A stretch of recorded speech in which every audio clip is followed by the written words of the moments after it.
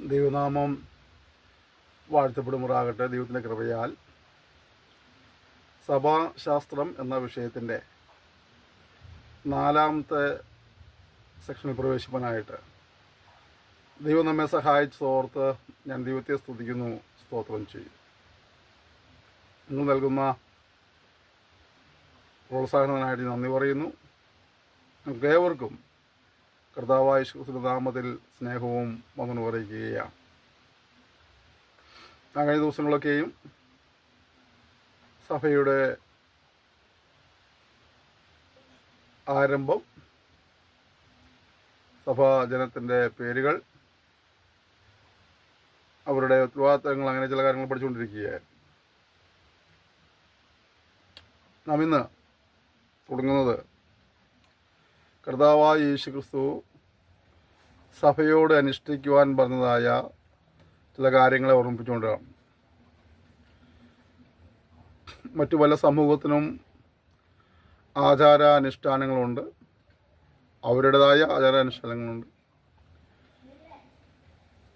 ക്രിസ്തീയ സഭയ്ക്കും ആചാരങ്ങളും അനുഷ്ഠാനങ്ങളൊക്കെ ആയി തുടങ്ങിയിട്ടുണ്ട്. എന്നാൽ കർത്താവായ യേശുക്രിസ്തു ആചരിക്കുവാൻ പറഞ്ഞതായ കാര്യങ്ങൾ എന്തൊക്കെയാണെന്ന് നമ്മൾ അല്പം ചിന്തിക്കാൻ ആഗ്രഹിക്കും.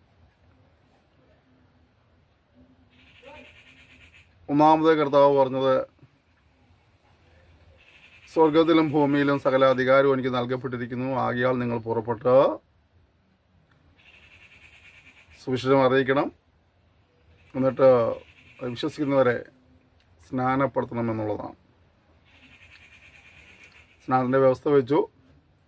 പിതാവിൻ്റെയും പുത്രൻ്റെയും പരിശുദ്ധാത്മാവിൻ്റെയും നാമത്തിൽ സ്നാനപ്പെടുത്തുക എന്ന് പറയുന്നുണ്ട്. സ്നാനം എന്നുള്ളത് ക്രൈസ്തവ വിഭാഗങ്ങൾക്കിടയിൽ പോലും പല വാദപ്രതിവാദങ്ങൾക്കും കാരണമായിട്ടുള്ള സംഭവമാണ്. സ്നാനം എന്താണ്, എന്തല്ല എന്നുള്ളതിനെക്കുറിച്ചൊക്കെ പലപ്പോഴും പലതരത്തിലുള്ളതായ തെറ്റിദ്ധാരണകൾ ക്രിസ്ത്യാനികൾ എന്ന് പറയുന്നവരുടെ ഉള്ളിൽ പോലുമുണ്ട്. അതുകൊണ്ട് തന്നെ കർത്താവ് പറഞ്ഞതായ ആ ഒരു അനുഷ്ഠാനം അത് എന്താണെന്നോ ഒന്ന് ചെറുതായിട്ട് ഓർമ്മിക്കാൻ ആഗ്രഹിക്കുകയാണ്. നമ്മൾ മനസ്സിലാക്കേണ്ട ഒരു കാര്യം, സ്നാനം ഒരിക്കലും ക്രിസ്തീയ സഭയുടെ അംഗമായി തീരേണ്ടതിനായിട്ട് നടത്തുന്ന ഒരു ശുശ്രൂഷയല്ല. സ്നാനത്തിലൂടെ അല്ല ഒരുവൻ ക്രിസ്തീയ സഭയുടെ അംഗമാകുന്നത് എന്ന് നാം മനസ്സിലാക്കണം. ഒരു പക്ഷേ കേൾക്കുമ്പോൾ നിങ്ങൾക്ക് ചിലർക്കെങ്കിലും ഇതൊരു വിരുദ്ധമായ കാര്യമായി തോന്നിയേക്കാം. പലപ്പോഴും സ്നാനപ്പെട്ട് സഭയോട് ചേരുന്നു എന്നുള്ള ചിന്താഗതി ഉണ്ട്. അതുപോലെ തന്നെ ആരെയാണ് സ്നാനപ്പെടുത്തേണ്ടത് എന്നുള്ള വിഷയത്തിലും ഒരുപാട് തർക്കങ്ങളുണ്ട്. ചിലർ പറയും ശിശുക്കളെയാണ് സ്നാനപ്പെടുത്തേണ്ടത്, മറ്റു ചിലർ പറയും പ്രായപൂർത്തിയായവരെയാണ് സ്നാനപ്പെടുത്തേണ്ടത്. പക്ഷെ ഇതിനൊന്നും നമുക്ക് തിരുവചനത്തിൽ തെളിവുകളില്ല. പ്രായപൂർത്തിയായവരെയും സ്നാനപ്പെടുത്താൻ പറഞ്ഞിട്ടില്ല, ശിശുക്കളെയും സ്നാനപ്പെടുത്തുവാൻ വചനം പറയുന്നില്ല. അപ്പോൾ എന്താണ് സ്നാനം, എന്തിനാണ് സ്നാനം എന്ന് ഒന്ന് മനസ്സിലാക്കിയിരിക്കുന്നത് എപ്പോഴും നല്ലതാണ്. സ്നാനത്തെക്കുറിച്ച് പഠിക്കുമ്പോൾ മനസ്സിലാക്കേണ്ട ഒരു കാര്യം, അത് ദൈവത്തിൻ്റെ ആലോചനയാണ്. ലൂക്കോസിൻ്റെ സുവിശേഷങ്ങൾ പഠിക്കുമ്പോൾ 7ാം അധ്യായം പഠിക്കുമ്പോൾ അവിടെ സ്നാനത്തെക്കുറിച്ച് പറഞ്ഞത് ദൈവത്തിൻ്റെ ആലോചന എന്നാണ്. എൻ്റെ 24ാമത്തെ വാക്യം. അപ്പോൾ ഇതൊരു മനുഷ്യൻ്റെ നിർദ്ദേശമല്ല എന്ന് നാം തിരിച്ചറിയണം. മാനുഷികമായ ഒരു സംഭവമല്ല സ്നാനം, മറിച്ച് അത് ദൈവത്തിൻ്റെ ആലോചനയാണ്. അപ്പോൾ സ്നാനം ഒഴിവാക്കുമ്പോൾ സത്യത്തിൽ നാം ചെയ്യുന്നത് ദൈവത്തിൻ്റെ ആലോചനയെ നമ്മൾ തിരസ്കരിക്കുകയാണ്, ഗണ്യമാക്കാതെ പോവുകയാണ്. മത്തായിയുടെ സുവിശേഷം 3-ാം അധ്യായം പഠിക്കുമ്പോൾ കാണുന്നത് ദൈവത്തിൻ്റെ നീതി ആണ് എന്ന് കാണാൻ കഴിയുന്നുണ്ട്. അപ്പോൾ ദൈവത്തിൻ്റെ ആലോചനയാണ്, ദൈവത്തിൻ്റെ നീതി ആണ്. അപ്പോൾ അപ്രകാരമുള്ള ഒരു കാര്യത്തെ അവഗണിക്കുക എന്നുള്ളത് നാം ദൈവത്തോട് മറുതലിക്കുന്ന ഒരു അനുഭവത്തിന് തുല്യമാണെന്ന് മനസ്സിലാക്കണം. നമ്മുടെ ജീവിതത്തിൽ സ്നാനം എന്നത് ഒഴിവാക്കാവുന്ന സംഗതിയല്ല എന്ന് മനസ്സിലാക്കുക. കർത്താവായ യേശു ക്രിസ്തു സ്വർഗ്ഗാരോഹണം ചെയ്തതിനു മുമ്പായിട്ട് തന്റെ ജനത്തിന് ഒരു കൽപ്പനയായി നൽകിയ വചനമാണത്. എന്താണ്? സ്വർഗത്തിലും ഭൂമിയിലും സകലാധികാരവും എനിക്ക് നൽകപ്പെട്ടിരിക്കുന്ന നിങ്ങൾ പുറപ്പെട്ട് സകല ജാതികളെയും ശിഷ്യരാക്കിക്കൊള്ളണം. പിന്നെ അവരുടെ പിതാവിൻ്റെയും പുത്രൻ്റെയും പരിശുദ്ധാത്മാവിൻ്റെ നാമത്തിൽ സ്നാനം കഴിപ്പിക്കണം. അപ്പോൾ കർത്താവായ യേശു ക്രിസ്തു അതൊരു കൽപ്പനയായിട്ട് മുതിർന്നതാണ്.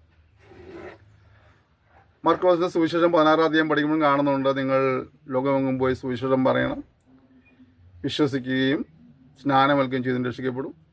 അപ്പോൾ സ്നാനം എന്നുള്ളത് കർത്താവായ യേശു ക്രിസ്തുവിൻ്റെ ഒരു കൽപ്പനയാണ്. അദ്ദേഹം ഈ ഭൂമിയിൽ വന്നപ്പോൾ ആ സ്നാനം സ്വീകരിച്ച വ്യക്തിയാണ്. അപ്പോസ്തലന്മാർ അവരുടെ ഉപദേശങ്ങളിൽ സ്നാനപ്പെടുവാനുള്ള കാര്യങ്ങൾ പറഞ്ഞിട്ടുണ്ട്. അവർ നമുക്ക് മാതൃക കാണിച്ചു തന്നിട്ടുണ്ട്. അപ്പോൾ സ്നാനം എന്നുള്ളത് ഏതെങ്കിലും ഒരു പ്രസ്ഥാനത്തിൻ്റെയോ ഒരു സമൂഹത്തിൻ്റെയോ കുത്തകാവകാശമല്ല, മറിച്ച് ദൈവത്തിൻ്റെ ആലോചനയും ദൈവത്തിൻ്റെ നീതിയും കർത്താവായ യേശു ക്രിസ്തുവിൻ്റെ കൽപ്പനയും താൻ കാണിച്ചു തന്നൊരു മാതൃകയും അപ്പസ്തോലിക ഉപദേശവും ആയതുകൊണ്ട് യേശുവിനെ അനുഗമിക്കുന്ന ഏതൊരു വ്യക്തിയും ആ സ്നാനം സ്വീകരിച്ചേ മതിയാവുകയുള്ളൂ. അപ്പോൾ സ്നാനം സ്വീകരിക്കുന്നതിലൂടെ ഞാൻ നേരത്തെ പറഞ്ഞു സഭയിൽ ചേരുവാൻ കഴിയില്ല. അപ്പോൾ സ്നാനത്തിലൂടെ പിന്നെ എന്താ സംഭവിക്കുന്നത്? നമ്മൾ റോമാലേഖനം 6-ാം അധ്യായം പഠിക്കുമ്പോൾ അതിൻ്റെ 3 വചനങ്ങളെ വായിക്കുമ്പോൾ കാണുന്നത് ഇങ്ങനെയാണ്: നിങ്ങൾ ക്രിസ്തുവിനോട് ചേരുവാൻ സ്നാനമേറ്റവരായ നിങ്ങൾ കാണാൻ കഴിയുന്നത്. അപ്പോൾ സ്നാനത്തിൽ സംഭവിക്കുന്നത് നാം സഭയിൽ ചേരുകയല്ല, മറിച്ച് യേശു ക്രിസ്തുവിനോട് ചേരുകയാണ്. നമ്മൾ ഒരു പാട്ട് പാടാറുണ്ട് സാറിന്, യേശുവോട് ചേർന്നിരിപ്പത് എത്ര മോദമേ, യേശുവിനായി ജീവിക്കുന്ന എത്ര ഭാഗ്യമേ, അല്ലേ? അവളുടെ ചേരുന്ന ഒരു ശുശ്രൂഷയാണ് സ്നാനം എന്നുള്ളത് മനസ്സിലാക്കി. ഇതുവരെയും കർത്താവായ യേശു അപ്രകാരമുള്ള ചേരൽ ഉണ്ടായിട്ടില്ലെങ്കിൽ മടിച്ചു നിൽക്കാതെ സ്നാനപ്പെടാൻ ഒരുങ്ങുക എന്നാണ് എനിക്ക് നിങ്ങളോട് പറയാനുള്ളത്. ചിലർ പറയും ഞങ്ങളുടെ ചെറുപ്രായത്തിലൊക്കെ സ്നാനപ്പെട്ടവരാന്ന് പറയാറുണ്ട്. ദൈവം നമ്മൾ പഠിക്കുമ്പോൾ ദൈവവചനം കേട്ട് മാനസാന്തരപ്പെട്ട് വിശ്വാസം ഏറ്റുപറഞ്ഞ വ്യക്തികളെയാണ് സ്നാനപ്പെടുത്തിയിട്ടുള്ളത്. അതുകൊണ്ട് തന്നെ നിങ്ങളുടെ സ്നാനം ദൈവവചനപ്രകാരമായിരുന്നോ എന്നുള്ള ചോദ്യത്തിന് നിങ്ങൾക്ക് ഉത്തരം കണ്ടെത്താൻ കഴിയും. നിങ്ങളുടെ ജീവിതത്തിൽ നിങ്ങൾ ദൈവവചനം കേട്ട് നിങ്ങളിൽ പാപബോധമുണ്ടായി പാവങ്ങൾക്ക് ഉള്ള ബന്ധത്തിൽ അനുദപിച്ച് മാനസാന്തരപ്പെട്ട് ദൈവവഴിയിലൂടെ നടക്കാൻ തീരുമാനമെടുത്തിട്ട് അങ്ങനെ പോയി സ്നാനപ്പെട്ടവരാണെങ്കിൽ ആ സ്നാനം തെറ്റില്ല. അതേസമയം അങ്ങനെ തീരുമാനം എടുക്കാൻ കഴിയാത്തൊരു കാലഘട്ടത്തിൽ പോയി സ്നാനപ്പെട്ടത് ആണെങ്കിൽ ആ സ്നാനം തെറ്റാണെന്ന് മനസ്സിലാക്കണം. അപ്പോൾ ഇവിടെ സ്നാനം യേശുവിനോട് ചേരുവാനാണ്.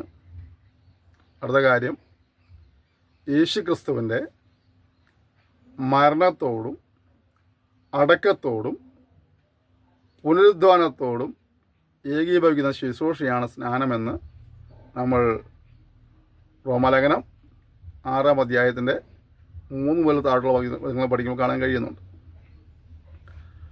ഒന്ന്, സ്നാനത്തിലൂടെ യേശുവിനോട് ചേരുന്നു. 2, അവനോടുകൂടെ മരിക്കുന്നു. 3, അവനോടുകൂടെ അടക്കപ്പെടുന്നു. 4, അവനോടുകൂടെ ഉയർത്തെഴുന്നേൽക്കുന്നു. അങ്ങനെ ഉയർത്തെഴുന്നേറ്റവൻ അവനോടുകൂടെ ജീവിക്കുമെന്നാണ് നാം വചനത്തിൽ വായിക്കുന്നത്. നമ്മൾ കൊലോസ്യനെ പഠിക്കുമ്പോൾ അവിടെ നമ്മൾ യേശുവിനെ ധരിക്കുന്നു എന്ന് കാണാൻ കഴിയുന്നുണ്ട്. ഗലാത്യ ലേഖനത്തിലും 2:27 അങ്ങനെ കാണുന്നു. യേശുവിനെ ചേരുന്നതായ സ്നാനം, യേശുവിനെ ധരിക്കുന്ന സ്നാനം, യേശുവിനോട് മരിക്കുകയും അടക്കപ്പെടുകയും ഉയർത്തെഴുന്നേൽക്കുകയും ചെയ്യുന്ന സ്നാനമാണ്. 1 പത്രോസ് 3-ാം അധ്യായം പഠിക്കുമ്പോൾ 21-ാം വാക്യത്തിൽ കാണുന്നത് ദൈവത്തോടുള്ള നല്ല മനസ്സാക്ഷിക്കുള്ള അപേക്ഷയാണ് സ്നാനം കാണാൻ കഴിയുന്നത്. അപ്പോൾ ഇത് ഒഴിവാക്കാനുള്ളതല്ല, മറിച്ച് ജീവിതത്തിൽ നമ്മളൊക്കെ പാപത്തിൽ ജനിച്ചവരാണ്. പാപത്തിൽ ജനിച്ച മനുഷ്യൻ പാപത്തിൽ ജീവിച്ചു വരവേ ദൈവവചനം കേട്ട് പാപങ്ങളെ ഏറ്റുപറഞ്ഞ് ഉപേക്ഷിച്ച് ദൈവത്തെ ഭയപ്പെട്ടും അനുസരിച്ചും ജീവിക്കുവാൻ തീരുമാനമെടുക്കുന്ന സമയത്ത് അതിനുള്ള ബന്ധത്തിൽ സ്നാനപ്പെടേണ്ടതാണ്. വിവരം കേട്ട് മനസ്സാരപ്പെട്ട് ശേഷം ആണ് സ്നാനം വേണ്ടത് എന്ന് മറന്നു പോകരുത്. ദിവസം വായിച്ചു നോക്കിയോ. അപ്പോൾ ചില പ്രവർത്തനം എവിടെയെല്ലാം സ്നാനം നടന്ന കാര്യങ്ങൾ പറയുന്നുണ്ട്. അവിടെയൊക്കെ ഇപ്രകാരമുള്ള ഒരു അനുഭവവും ഉണ്ടായിട്ടുണ്ട്. അതിനുശേഷം മാത്രമാണ് സ്നാനം. അതുകൊണ്ടാണ് വിശ്വാസ സ്നാനം എന്നൊക്കെ ഇതിന് പറയുന്നത്. ചില കൂട്ടർ ജ്ഞാന സ്നാനം എന്ന് പറയാറുണ്ട്. അതെന്താണ്? അറിവായ സ്നാനം അല്ലേ, അറിവോട് കൂടിയ സ്നാനം അല്ലേ. ഈ കാര്യങ്ങളെല്ലാം തിരിച്ചറിഞ്ഞതിന് ശേഷം വേണം സ്നാനപ്പെടുവാനായിട്ട്. അത് വ്യക്തിപരമാണ്, ഏറ്റുപറച്ചിലല്ല. രക്ഷ ഏറ്റുപറച്ചിലെല്ലാം വ്യക്തിപരമായതുകൊണ്ട് വിശ്വസിച്ച് സ്നാനമെടുക്കാൻ സ്വീകരിക്കരുത്.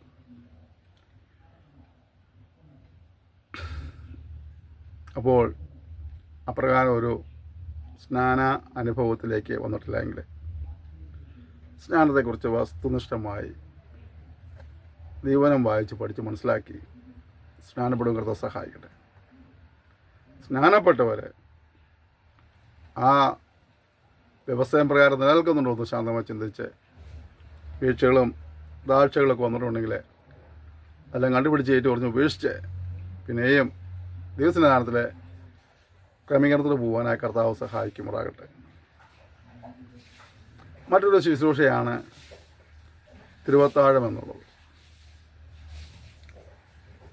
മത്തായി 26:26 നമുക്ക് പഠിക്കുമ്പോൾ കർത്താവായ യേശുക്രിസ്തു ഇതിൻ്റെ ഓർമ്മയ്ക്കായി ചെയ്യുവീൻ എന്ന് പറഞ്ഞ് ശിഷ്യന്മാരെ ഏൽപ്പിച്ചതായ ഒരു ശുശ്രൂഷയാണ്. നാം ആ ശുശ്രൂഷയിൽ പങ്കുചേരുമ്പോഴൊക്കെ ഓർക്കേണ്ട കാര്യം, പാപമില്ലാത്തവൻ നമുക്ക് വേണ്ടി പാപമായി തീർന്നു, അവൻ നമുക്ക് വേണ്ടി തകർക്കപ്പെട്ടു, രക്തം നമുക്ക് വേണ്ടി ഊറ്റപ്പെട്ടു എന്നുള്ളതായ സ്മരണയുണ്ടായിട്ട് നന്ദിയോടെ വേണം ആ ശുശ്രൂഷയിൽ പങ്കുചേരുവാനായിട്ട്.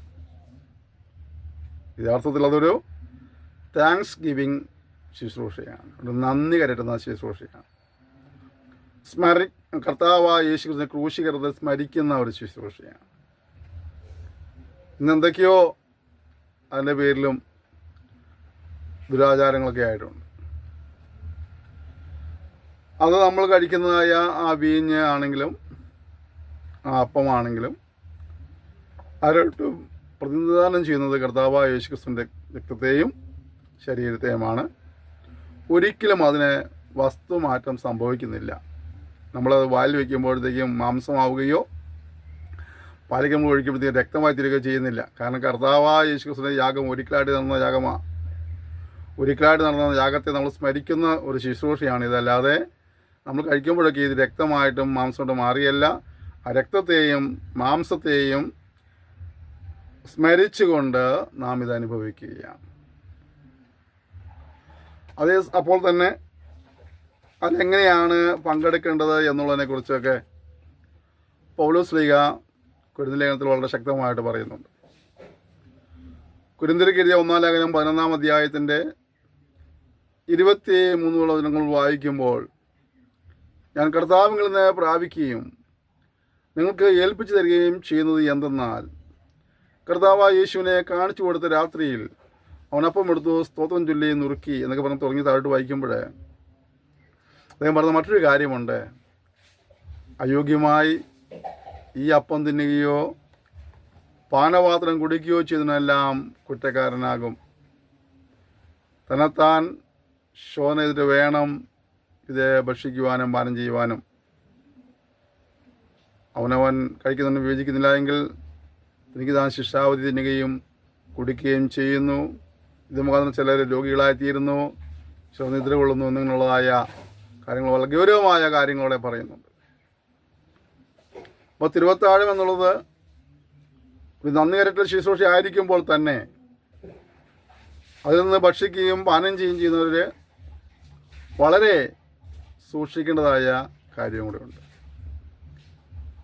എങ്ങനെയെങ്കിലും നടന്നിട്ട് വന്ന് അത് ഭക്ഷിക്കാനായിട്ട് ഒരു പ്രമാണമില്ല. അതേ സമയം തന്നെ ക്രമീകരണത്തോടെ, ശുദ്ധീകരണത്തോടെ, ഭയത്തോടെ അതിൽ പങ്കെടുക്കുകയും വേണം. മറ്റുള്ളവരെ വിഭജിക്കുന്നതിനേക്കാൾ ഉപരിയായി നാം നമ്മെ തന്നെ കാണാനായിട്ട് ആ ശുശ്രൂഷയിൽ പങ്കുചേരുന്ന ഓരോരുത്തരും കഴിയണം. അയോഗ്യമായിട്ട് ഭക്ഷിക്കുവാനോ പാനം ചെയ്യുവാനോ ഇടവരരുത്. നമുക്ക് ശിക്ഷാധികാരമായി തീരും. അതേസമയം തന്നെ തെറ്റ് സംഭവിച്ചതിൻ്റെ പേരിൽ മാറിയിരിക്കുവാൻ നമ്മെ ദൈവം ആവശ്യപ്പെടുന്നില്ല. മറിച്ച് എന്ത് ചെയ്യണം? ആ തെറ്റുകളെ ക്രമീകരിച്ച് ലംഘനങ്ങളെ മറിക്കുന്നവന് ശുഭം വരികയില്ല. അവയെ ഏറ്റുപറഞ്ഞ് ഉപേക്ഷിക്കുന്നവന് കരുണ ലഭിക്കും എന്നുള്ളത് കൊണ്ട് ആ പാവസ്വഭാവങ്ങൾ ഏറ്റുപറഞ്ഞ് ഉപേക്ഷിച്ച് ക്രമീകരണത്തോടെ ആ ശുശ്രൂഷയിൽ പങ്കുചേരാൻ കർത്താവ് സഹായിക്കട്ടെ. ഈ 2 കാര്യങ്ങളാണ് പ്രധാനമായും കർത്താവായ യേശു ക്രിസ്തു നമ്മോട് അനുഷ്ഠിക്കുവാൻ പറഞ്ഞതായ അനുഷ്ഠാനം. ഒരു സഭയ്ക്കുള്ള മറ്റൊരു ദൗത്യമാണ് കർത്താവിൻ്റെ സാക്ഷ്യം വഹിക്കുക എന്നുള്ളത്, സുവിശേഷം അറിയിക്കുക എന്നുള്ളത്. നമ്മൾ ഭൂലോകമൊക്കെ പോയി സുവിശേഷം അറിയിക്കണം തന്നെ കർത്താവ് പറഞ്ഞത്. എന്തുകൊണ്ടാണത് പറയാൻ കാരണം? നമ്മൾ റോമലേഖനം പഠിക്കുമ്പോൾ കാണുന്നുണ്ട്, ഒരാൾ അയക്കാതെ എങ്ങനെ പോയി പ്രസംഗിക്കും, പ്രസംഗിക്കാതെ എങ്ങനെ കേൾക്കും, കേൾക്കാതെ എങ്ങനെ വിശ്വസിക്കും, വിശ്വസിക്കാതെ എങ്ങനെ വിളിച്ചപേക്ഷിക്കും, വിളിച്ചപേക്ഷിക്കാതെ എങ്ങനെ രക്ഷ പ്രാപിക്കും. അപ്പോൾ രക്ഷ എന്ന ആ പ്രോസസ്സ് നടക്കണമെങ്കിൽ ഇത്രയും കാര്യങ്ങൾ എൻ്റെ പുറകെ നടക്കണം. എന്തൊക്കെയാണ്? നമ്മളെ ആരെങ്കിലും അയക്കണം, നമ്മൾ ദൈവം അയച്ചിരിക്കുക, നമ്മൾ പ്രസംഗിക്കണം, കേൾവിക്കാരൊന്ന് കേൾക്കണം, നമ്മളത് വിശ്വസിക്കണം, വിശ്വസിച്ചിട്ട് കർത്താവ് നാമം വിളിച്ച് അപേക്ഷിക്കണം. അങ്ങനെ രക്ഷയുടെ പ്രോസസ്സ് നടക്കണമെങ്കിൽ പ്രസംഗിക്കുവാൻ ആളുകൾ വേണം.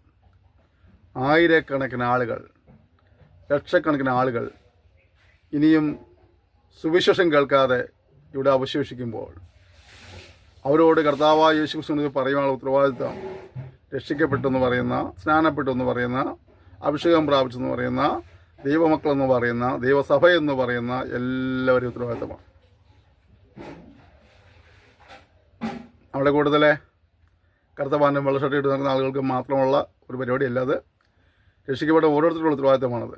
നിങ്ങളോ അന്ധകാരത്തിൽ നിന്ന് അത്ഭുതപ്രകാശത്തെ വിളിച്ചവൻ്റെ സൽഗുണങ്ങൾ ഘോഷിപ്പാൻ തക്കവണ്ണം തിരഞ്ഞെടുക്കപ്പെട്ടവരാണ് നിങ്ങൾ. അതുകൊണ്ട് നിങ്ങൾ അത് ചെയ്തേ മതിയാവുകയുള്ളൂ. പൗലോസ് പറയുന്നില്ലേ, സുവിശേഷം അറിയിക്കുന്നില്ല, എനിക്ക് അയ്യോ കഷ്ടം, നിർബന്ധം എൻ്റെ മേൽ കിടക്കുന്നു. സുവിശേഷം അറിയിക്കാവുന്ന ഉത്തരവാദിത്തമാണ്. സുവിശേഷത്തെക്കുറിച്ച് നിങ്ങൾ ലജ്ജയില്ല. ലഭിക്കുന്ന സമയങ്ങൾ, ലഭിക്കുന്ന സാഹചര്യങ്ങൾ ഉപയോഗിച്ചുകൊണ്ട് സുവിശേഷത്തിൻ്റെ വക്താക്കളായി മാറുവാൻ കർത്താവ് നിങ്ങളെ സഹായിക്കട്ടെ. എൻ്റെ പഠിതാക്കളോട് എനിക്ക് ഒരു സുവിശേഷ നിലയിൽ അപേക്ഷിക്കാനുള്ളത്, നിങ്ങൾ പഠിച്ച് അറിവുകൾ നേടുന്നതോ പരീക്ഷ എഴുതി പാസ്സായി സർട്ടിഫിക്കറ്റ് മേടിക്കുന്നതോ അല്ല പ്രാധാന്യം. അതിനേക്കാൾ അപ്പുറമായിട്ട് നിങ്ങൾ പഠിച്ച കാര്യങ്ങൾ മറ്റുള്ളവരോട് പറഞ്ഞു കൊടുത്ത് അവരെയും കൂടെ നിത്യതയ്ക്ക് ഒരുക്കുക എന്നുള്ളതാണ് നമ്മുടെ വലിയ ഉത്തരവാദിത്വം. കാര്യം നാം മറന്നു പോകരുത്. നമ്മളത് ചെയ്യുന്നില്ലെങ്കിൽ നമ്മുടെ പഠനം കൊണ്ട് യാതൊരു ഉപകാരമില്ല. എൻ്റെ പല സഹപ്രവർത്തകരും ഇങ്ങനെ ദൈവവചനം പഠിക്കുന്ന ആളുകളുണ്ട്, വർഷങ്ങളായി വചനം പഠിച്ചുകൊണ്ടിരിക്കുന്ന ആളുകളുണ്ട്. ഞാൻ അവരോടൊക്കെ പറയുന്നൊരു കാര്യമുണ്ട്, നിങ്ങൾ പഠിക്കുന്ന നല്ല കാര്യമാണ്. നിങ്ങൾ നേടിയെടുത്ത അറിവ് മറ്റൊരാളിലേക്ക് പകർന്നു കൊടുക്കുന്നില്ല എങ്കിൽ നിങ്ങൾ നേടിയ അറിവ് കൊണ്ട് യാതൊരു ഗുണവുമില്ലെന്ന് പറയാറുണ്ട്. നിങ്ങളോട് ഞാൻ അതന്നെ ആവർത്തിക്കുക. നിങ്ങൾ കാര്യങ്ങൾ പഠിക്കുന്ന നല്ല കാര്യമാണ്. നിങ്ങളുടെ ജീവിതത്തിൽ അത് ക്രമീകരണത്തിനും ഗുണീകരണത്തിനും ശാസനയ്ക്കും നീതിയിലെ അഭ്യാസത്തിനൊക്കെ അത് പ്രയോജനപ്പെട്ടേക്കാം. അപ്പോൾ തന്നെ നിങ്ങൾ പഠിച്ച കാര്യങ്ങൾ മറ്റുള്ളവരെ കൂടെ പഠിപ്പിക്കുവാനുള്ളതായ ഒരു വലിയ ഉത്തരവാദിത്വം നിങ്ങൾക്കുണ്ട് എന്ന് നിങ്ങൾ മറന്നു പോകരുത്. കാരണം നിങ്ങൾ അന്ധകാരത്തിലായിരുന്നു, കർത്താവ് നിങ്ങളെ അത്ഭുത പ്രകാശത്തിലേക്ക് കൊണ്ടുവന്നു. അത്ഭുത പ്രകാശത്തിലേക്ക് കൊണ്ടുവന്നതിൻ്റെ പേരിൽ നിങ്ങളുടെ സാക്ഷികളായി മാറണമെന്നുള്ളതാണ് കർത്താവ് പറയുന്നുണ്ട്. ഈ വിഭചാരവും കോട്ടവുമുള്ള തലമുറയിൽ ആരെങ്കിലും എന്നെക്കുറിച്ചോ എൻ്റെ വചനങ്ങളെക്കുറിച്ചോ നാണിച്ചാൽ പിതാവിന് മുമ്പിൽ ദൂതന്മാരുടെ മധ്യേ ഞാൻ അവനെക്കുറിച്ച് നാണിപ്പാനിടയായിത്തീരും. ആരെങ്കിലും എന്നെ മനുഷ്യരുടെ മുമ്പിൽ ഏറ്റു പറഞ്ഞാൽ ഞാൻ അവനെ പിതാവിൻ്റെ സന്നിധിയിൽ ദൂതന്മാരുടെ മധ്യേ ഏറ്റു പറയും എന്ന് കാണാൻ കഴിയുന്നുണ്ട്. അപ്പോൾ നാം ഇവിടെ ദൈവവചനം പറഞ്ഞാൽ ലജ്ജിക്കേണ്ട ആവശ്യമൊന്നുമില്ല.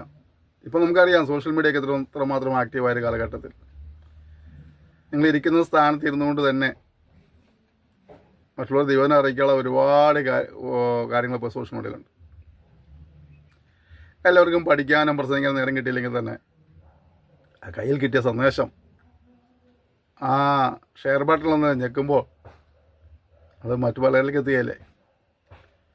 ലളിതമായി വലിയ കായിക ബലമൊന്നുമില്ലാതെ സാമ്പത്തിക ബലമൊന്നുമില്ലാതെ തന്നെ ദൈവവചനം കൂടുതൽ ആളുകളിലേക്ക് എത്തിക്കാനുള്ളതായ എല്ലാ സൗകര്യങ്ങളും ഇപ്പോഴുണ്ട്. നിങ്ങളത് ഉപയോഗിക്കണം. നല്ലൊരു പ്രസംഗം നിങ്ങൾ കേട്ടാൽ, നല്ലൊരു പഠന ക്ലാസ് അറ്റൻഡ് ചെയ്താൽ, ഏതെങ്കിലും വിഷയം പഠിച്ചാൽ നിങ്ങളെ വാട്സപ്പ് ഗ്രൂപ്പുകളിലോ ഫേസ്ബുക്കിലോ ഇൻസ്റ്റഗ്രാമിലോ മറ്റു സോഷ്യൽ മീഡിയയിലൊക്കെ നിങ്ങൾ ഷെയർ ചെയ്യുവാൻ ഉത്സാഹം കാണിക്കുക. അപ്പോൾ എന്ത് ചെയ്യുകയാണ്? നിങ്ങൾ സുവിശേഷീകരണത്തിൻ്റെ ഒരു ഭാഗമായി തീരുകയാണ്. നമ്മുടെ ഫലം എന്താണ്? ചിലർ യേശുവിനെ കേൾക്കാനിടയായിത്തീരും, യേശുവിനെ പ്രാർത്ഥനയിടയായിത്തീരും, യേശു മാതിരി രക്ഷ അനുഭവിക്കാനിടയായിത്തീരും. അതുകൂടെ കത്തുന്ന തീയിൽ നിന്ന് ചില കൊള്ളികളെ കൂടെ വലിച്ചെടുത്ത് രക്ഷിപ്പാൻ ഇടവരും എന്നുള്ളതാണ് നമ്മൾ ചെയ്യേണ്ട കാര്യമാണ്. നമ്മൾ ക്രിസ്തുവിൻ്റെ പകരക്കാരാണിപ്പോൾ. ഈ തലമുറയിൽ ജീവിക്കുന്ന നമ്മൾ ഓരോ ഭക്തരും ക്രിസ്തുവിൻ്റെ സ്ഥാനപതികളാണ്. ഇവിടെ എന്ത് ചെയ്യുകയാണ്? ക്രിസ്തുവിന് പകരമായി നിന്നുകൊണ്ട് ദൈവത്തോട് നിരന്നുകൊള്ളുവീൻ എന്ന് വിളിച്ചു പറയുകയാണ്. 2 കൊരിന്ത്യർ 5:18 പഠിക്കുമ്പോൾ കാണുന്നത് അങ്ങനെയാണ് അല്ലേ. അപ്പോൾ നമ്മൾ ഓരോരുത്തരും ആരാണ്? ക്രിസ്തുവിൻ്റെ സ്ഥാനപതികളാണ്. അതുകൊണ്ട് തന്നെ നമ്മുടെ ഉത്തരവാദിത്വം എന്താണ്? ക്രിസ്തുവിന് പകരമായിട്ട്, നീ ക്രിസ്തുവിടെ ഒന്നും പ്രസംഗിക്കുന്നില്ല, നമ്മളാണ് പ്രസംഗിക്കേണ്ടത്. ക്രിസ്തുവിന് പകരമായിട്ട് എന്ത് പറയാൻ പോകുന്നത്? ദൈവത്തോട് നിരന്നുകൊള്ളണം. പാപിയെ മനുഷ്യന് ശിക്ഷയുണ്ട്. പാവത്തിൽ നിന്ന് സ്വയമായി രക്ഷപ്പെടാൻ സാധ്യമല്ല. അവൻ രക്ഷിപ്പാൻ കർത്താവായ യേശു ക്രിസ്തു ക്രൂശിൽ മരിച്ചു. ആ പാപപരിഹാര ബലിയിൽ വിശ്വസിച്ച് പാപങ്ങളെ ചൊറിഞ്ഞ് ഉപേക്ഷിച്ച് ദൈവത്തെ ഭയപ്പെട്ട് ജീവിക്കുന്നവനെ പാപക്ഷമ കൈവശമാക്കാൻ കഴിയും. അല്ല എങ്കിൽ ജീവസ്വത്തിൽ പേരെഴുതിയിട്ടില്ല എന്നുള്ള ഒറ്റ കാരണം കൊണ്ട് ഈ പൊയിലേക്ക് തള്ളിയിടും എന്നുള്ള സത്യം വിളിച്ചറിയാനായിട്ട് ഈ തലമുറയിൽ കർത്താവ് നമ്മളെ കണ്ടിരിക്കുന്നത്. നിങ്ങൾ ചെയ്യുന്ന ജോലി ഉപേക്ഷിച്ചോ, നിങ്ങൾ പഠിക്കുന്ന പഠനം ഉപേക്ഷിച്ചോ ഒന്നും പോയിട്ട് പറയാൻ പറയുന്നില്ല. ദൈവം നിങ്ങൾ അങ്ങനെ ഒരു കൃത്യമായിട്ട് ഇടപെടലുണ്ടായാൽ മാത്രം ചെയ്യുക. ഇല്ലെങ്കിൽ നിങ്ങൾ സുവിശേഷൻ്റെ വ്യാപനത്തിനായിട്ട് ഈ സോഷ്യൽ മീഡിയയിൽ ഉപയോഗിച്ചുകൊണ്ട് നിങ്ങൾക്ക് പറ്റുന്നത് നിങ്ങൾ ചെയ്യുക.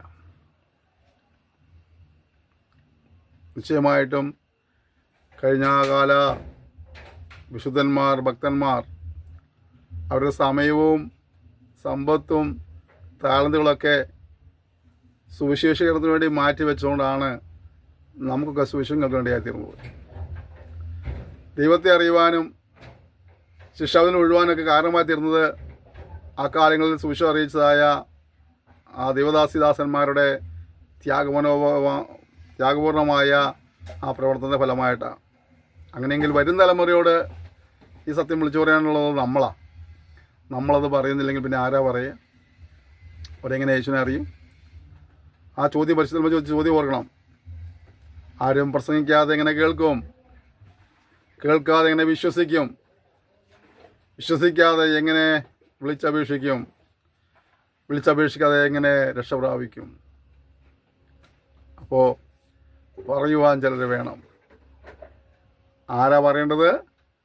അന്ധകാരത്തിൽ നിന്ന് അത്ഭുതപ്രകാശത്തിലേക്ക് എന്നെ കർത്താവ് വിളിച്ചു കൊണ്ടുവന്നു എന്ന് ബോധ്യമുള്ള ആരെങ്കിലുമൊക്കെ ഉണ്ടെങ്കിൽ അവരാ ചെയ്യേണ്ടത്. പ്രിയപ്പെട്ടവരെ, അതുകൊണ്ട് വളരെ ഗൗരവത്തോടെ ഉത്തരവാദിത്വ ബോധത്തോടെ നമുക്ക് ഈ കാര്യങ്ങൾ ചെയ്യുവാനായിട്ട് നമ്മൾ സമർപ്പിക്കാം.